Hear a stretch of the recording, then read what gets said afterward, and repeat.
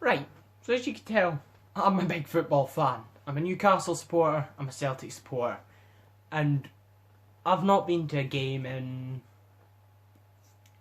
well, 2 years near enough, because I used to go and watch the local teams, a wee bit, here and there. And I miss it.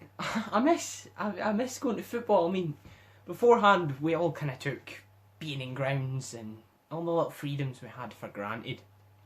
I know I certainly did.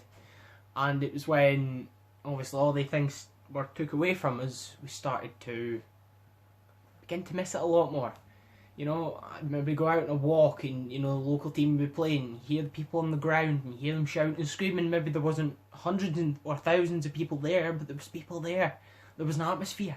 It's a beautiful thing, this sport. Atmosphere. For me, I sit and watch. I watch fans over in Australia now. They're allowed into the grounds. I watch American fans at the moment. They're allowed into the grounds in reduced capacity. And it's special. It's like watching them and listening to them. It makes me miss football more. In Australia at the moment, they're allowed maximum capacity, and I mean maximum capacity. Melbourne Cricket Ground had 78,000 people in it the weekend for a test cricket game. No, sorry, an AFL game, Aussie Rules Football. They're going to have people in for a cricket game this weekend, upwards of 100,000. 100,000 people! And here in Scotland at the moment, we're not allowed anybody in the ground.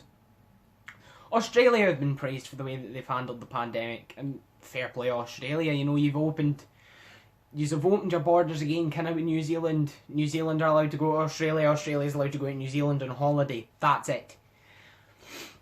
But they're allowed people in grounds, and they're saving their teams. They've always put a lot of funding.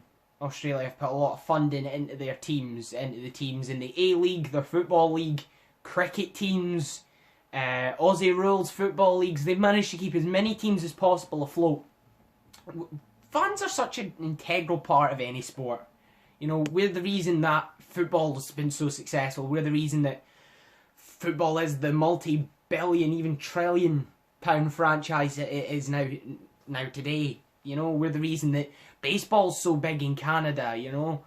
When we're packing out the stands for 50,000 for a football game or baseball game, NFL. And then you look at us, and we're all stuck at home watching football or whatever sport you're into at home. It's not the same, is it? You want to be there with your mates, you want to be having a laugh, you want to be criticising your team, shouting, screaming abuse at them. It's things like that. It's just little things like that really make you realise how much for granted you took it. The MLS in America, they're allowed 50% capacity. Not even like how Scotland are doing it with the Euros in the summer, where you're only allowed 15,000 at Hampden. They're literally doing half of your ground capacity can be in. Social distance, masks on, pods of 6, etc, etc. And that's the way to do it. That's the way to do it. America has been criticised for obviously the way they've handled the coronavirus, COVID, whatever you're meant to call it. And fair enough, I'm not going to go into the ins and outs of that, but the way that they're bringing fans back into the stadium is probably the right way to do it.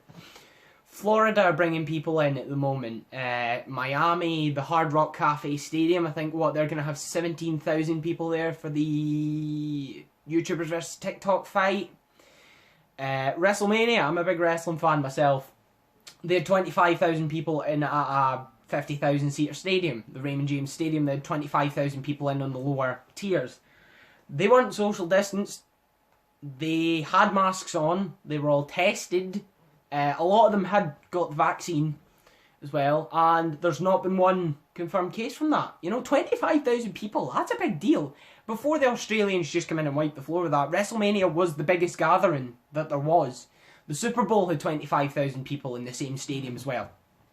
I know that New York are starting to open up stadiums again, correct me if I'm wrong, but that's what I've seen.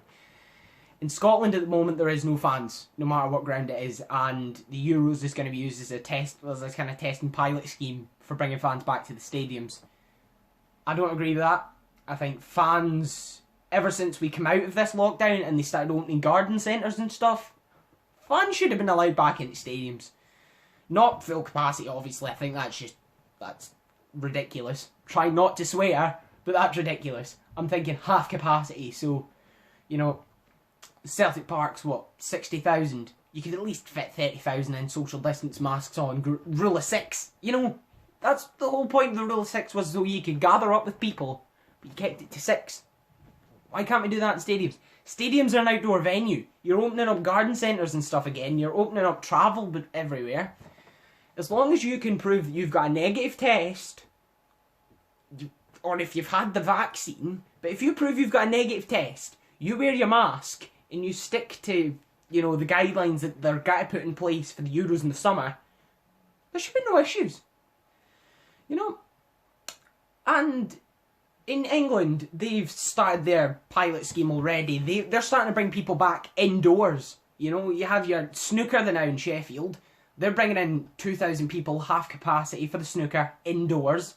As long as you prove you've had a negative test, you wear your mask at all times, you keep to your pod, you know, stuff like that. I mean, the Carabao Cup final. I'm going to turn attention to football. Carabao Cup final at the weekend had 7,000 people in it. 4,000 were NHS staff. 2,500 were... No, sorry. Yeah. 4,000 tickets to NHS staff. 2,000 tickets to Tottenham fans. 2,000 tickets to City fans. And the overall capacity was 7,800 odd. I've just sat and watched a video on it there. That's what kind of made me want to make this video.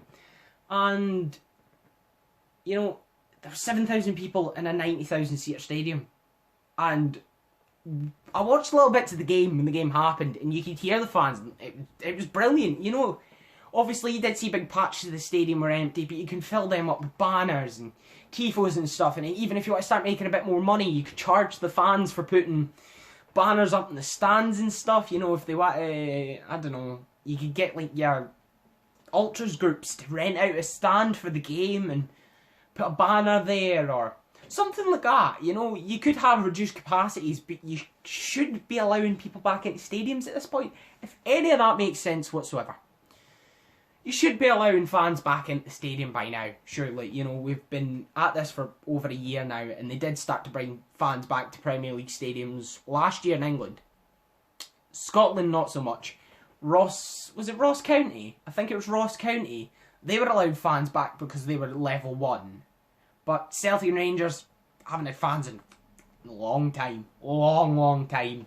And you can tell it's starting to get to the players, especially these bigger clubs, because, you know, you have your Green Brigade. They're very critical of the way that the club's managed, Celtic-wise. You know, you have them.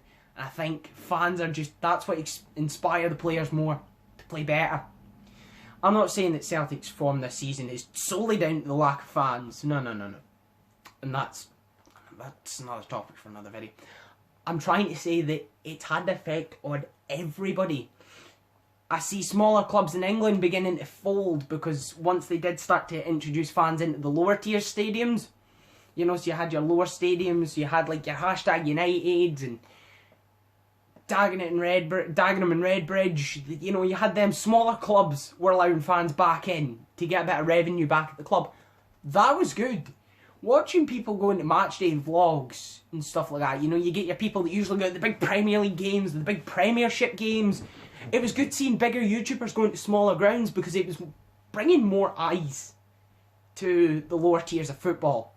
You had people going to smaller rugby grounds, watching smaller rugby teams. That was putting more eyes on smaller teams. Therefore, bringing people through the door, bringing in more money for the club, keeping the club afloat.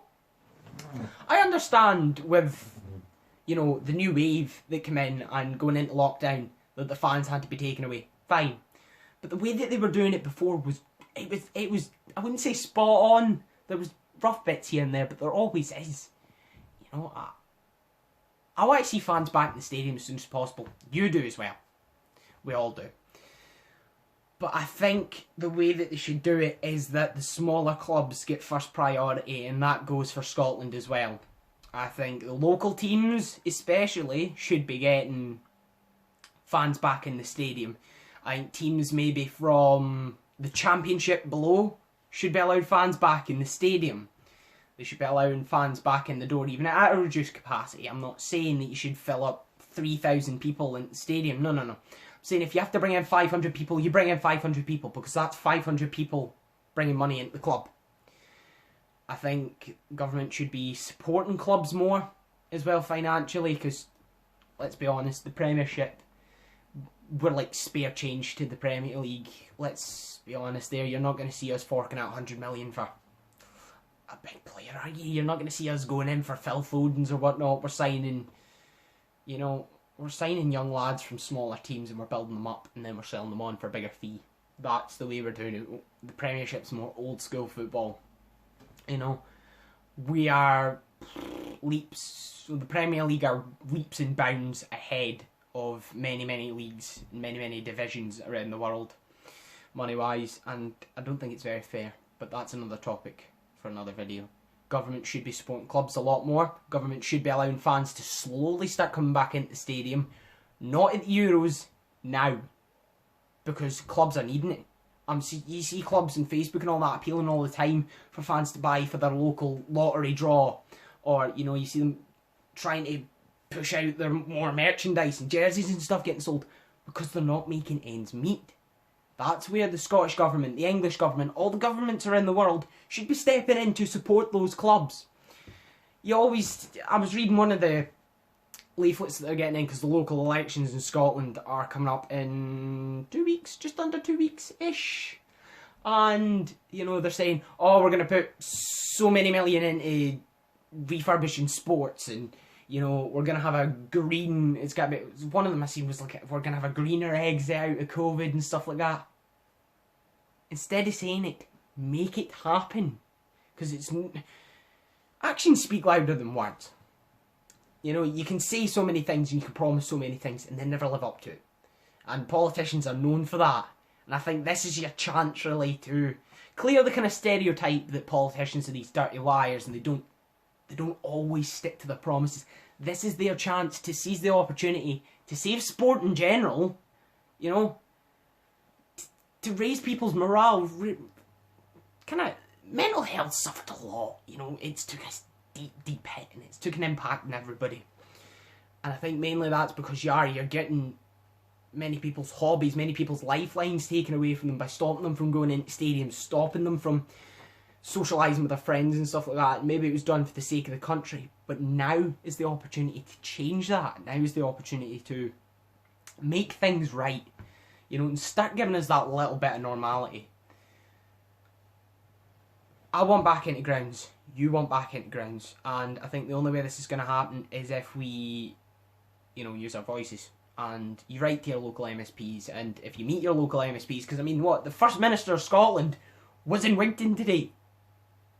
And that's nuts. That's nuts. They're coming here and they're using this time to campaign for the local elections. This is your opportunity to say to them, when are we getting fans back in the stadium?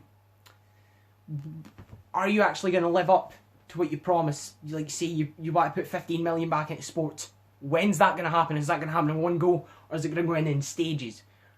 What is your plan to get us out of this? We should be asking those questions, especially the younger generation as well, because this guy affects us more. And I think it's gonna be a lot better for everybody if we start getting those little senses of normality back. Being allowed to go to football, even if it is at reduced capacity, and then slowly increasing it. But I think start with the lower levels first, you build your way up. That's one of the things I praise Boris Johnson for, because the first thing he was able to do when he got the green light from Parliament to start bringing fans back into stadiums was, look, smaller clubs are getting priority first. We're going back into the tiered system very soon, and if that means, fans are allowed in at tier 1, then that's, so be it. Like it was before, so be it. I think the lower tier you are, the more fans should be allowed in the stadium. So tier 1, you should maybe have half capacity. Tier 2, 25% capacity. Tier 3, 15% capacity. Tier 4, no fans. That's the way it should be done. That's the way I feel it should be done. I spoke to a few people and they've agreed with me on it. But that might not happen, It's the most sensible way to go about it, but it might not happen. Only time will tell. I've said that the minute the grounds open up, I'm going to go to as many local games as possible. Whether it's, it's my local team just up the road, or it's Stranraer, Queen of the South even.